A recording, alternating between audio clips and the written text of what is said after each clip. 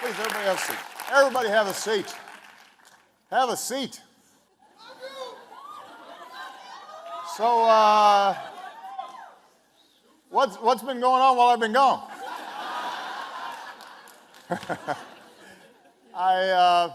It is wonderful to be home.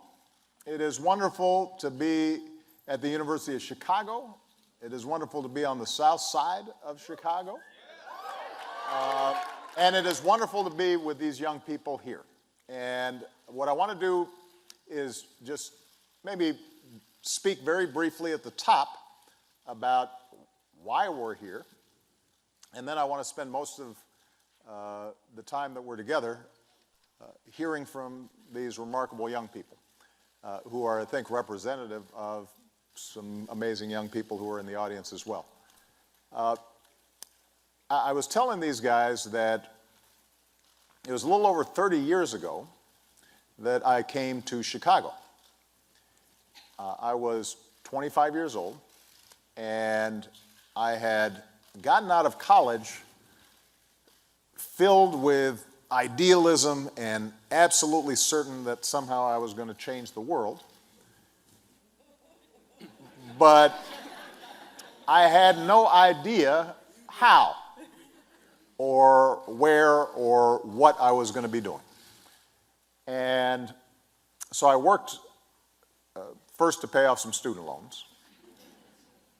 And then I went to work at the city colleges of New York on their Harlem campus with some student organizing. And then there were a group of churches out in the South Side who had come together to try to deal with the steel plants that had closed in the area and the economic devastation that had been taking place, but also the racial tensions and turnover that was happening in these communities. And so they had formed an organization. They hired me as what was called a community organizer. And I did not really know what that meant or how to do it. But I accepted the job. And for the next 3 years, I lived right here in Hyde Park, but I worked further south in communities like Roseland and Auburn Gresham and Oggale Gardens and West Pullman. Working class neighborhoods, many of which had changed rapidly from white to black in the late 60s, 70s, and full of wonderful people who were proud of their communities, proud of the steps they had taken to try to move into the middle class, but were also worried about their futures because in some cases their kids weren't doing as well as they had. In some cases, these communities had been badly neglected for a very long time. The distribution of city services were unequal. Schools were underfunded. There was a lack of opportunity. And for 3 years, I tried to do something about it. And I am the first to acknowledge that I did not set the world on fire, nor did I transform these communities in any significant way, although we did some good things. But it did change me. This community gave me a lot more than I was able to give in return, because this community taught me that ordinary people, when working together, can do extraordinary things. This community taught me that everybody has a story to tell that is important. This experience taught me that beneath the surface differences of people, that there were common hopes and common dreams and common aspirations, common values that stitched us together as Americans. And so even though I, after 3 years, left for law school, the lessons that had been taught to me here as an organizer are ones that stayed with me and effectively gave me the foundation for my subsequent political career and the themes that I would talk about in as a state legislator and as a U.S. Senator and ultimately as President of the United States.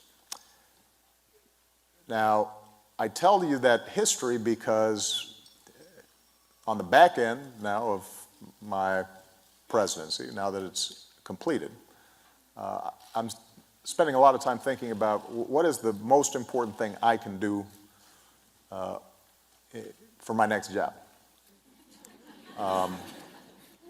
And what I'm convinced of is that although there are all kinds of issues that I care about and all kinds of issues that I intend to work on, the single most important thing I can do is to help in any way I can prepare the next generation of leadership to take up the baton and to take their own crack at changing the world. Because the one thing that I'm absolutely convinced of is that, yes, we confront a whole range of challenges, from economic inequality and lack of opportunity to a criminal justice system that too often is skewed in ways that are unproductive, to climate change, to issues related to violence. All those problems are serious, they're daunting, but they're not insoluble. What is preventing us from tackling them and making more progress really has to do with our politics and our civic life. It has to do with the fact that because of things like political gerrymandering, our parties have moved further and further apart, and it's harder and harder to find common ground. Because of money in politics, special interests dominate the debates in Washington in ways that don't match up with what the broad majority of Americans feel. Because of changes in the media, we now have a situation in which everybody's listening to people who already agree with them and are further and further reinforcing their own realities to the neglect of a common reality that allows us to have a healthy debate and then try to find common ground and actually move solutions forward. And so, when I said in 2004 that there were no red states or blue states, they're the United States of America, that was an aspirational comment, but I think it's, and it's one, by the way, that I still believe, in the sense that when you talk to individuals one-on-one, there's a lot more that people have in common than divides them. But obviously it's not true when it comes to our politics and our civic life.